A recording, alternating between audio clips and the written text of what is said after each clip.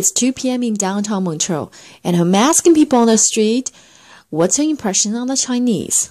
Hi. What's your impression on the local Chinese? I really like these people because they are very open and they are very friendly. C'est des gens super réservés. Oh, ok. Très réservés. Et toi, tu penses de cela La même? même chose, pour nous, on n'a pas vraiment l'occasion de se rencontrer. Okay. To use one word to describe your impression on the Chinese? Friendly.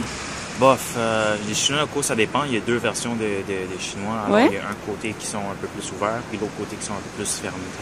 Les Chinois, ils sont grands travailleurs, commerçants. Oui, just un mot pour décrire, par exemple. They work hard. I like the culture a lot. Like, I think it's way more interesting than what we have here. Like, it looks way more, like, it has a lot more history than what we have. So, I don't know, I really enjoy it personally. So, what do you think about it?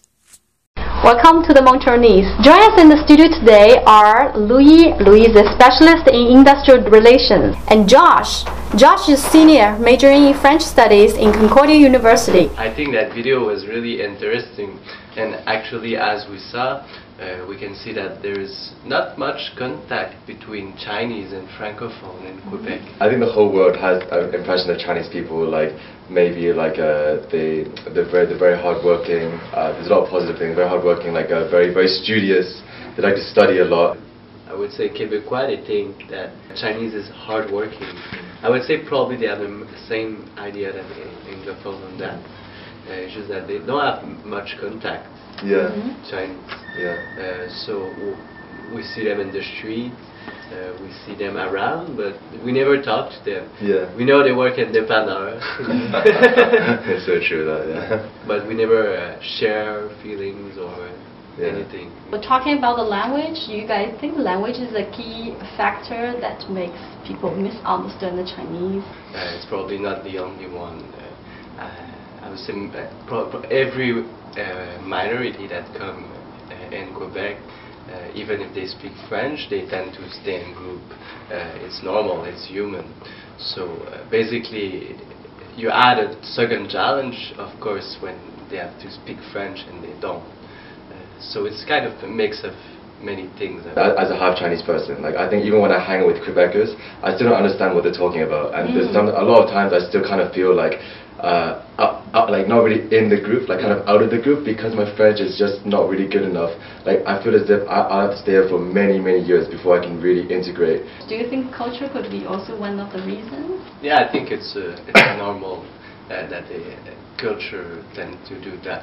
You know, if even when people from France come to Quebec, they tend to stay together. They don't hang out with Quebecois. Montreal is very special because English people and French people live in different areas. Language, you definitely have to have like a certain confidence. Like you have to really keep trying. Right, like I don't know how many Chinese people in Montreal like really like they want to learn French, but I mean if you like don't feel comfortable with it, then it's very difficult to really pick it up, you know, because I mean, I feel the pressure, and I think a lot of Chinese people feel that pressure as well. But it's not like that actually. It's probably what we feel ourselves. But when you speak French to a francophone, they're so happy that you try that even if you make a bit of mistakes, then they're not gonna care. They just feel so respected that you try. We definitely need some suggestions and advices for people who are striving to learn French as Chinese, like me. So do you guys have any suggestions? I would really like to mention one thing that I found really useful in learning French is that there's something called like language exchange.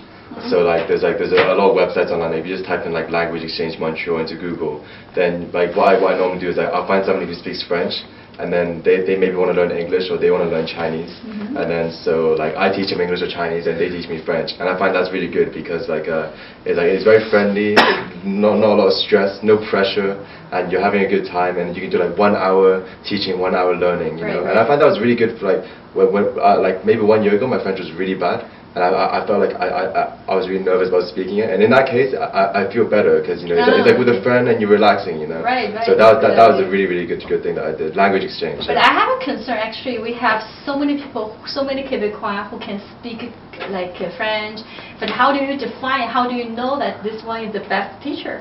Because teaching is a different thing. It depends, you know. You're exactly right. Just because you speak a language doesn't mean you can teach it. Yeah. But I mean, like, you can always learn, you know. Yeah, it would be a good idea by moving in a French area. Oh yeah. At first, it would be very difficult, but then you break the ice and slowly you start to get better and better. And after a while, maybe you can get a job.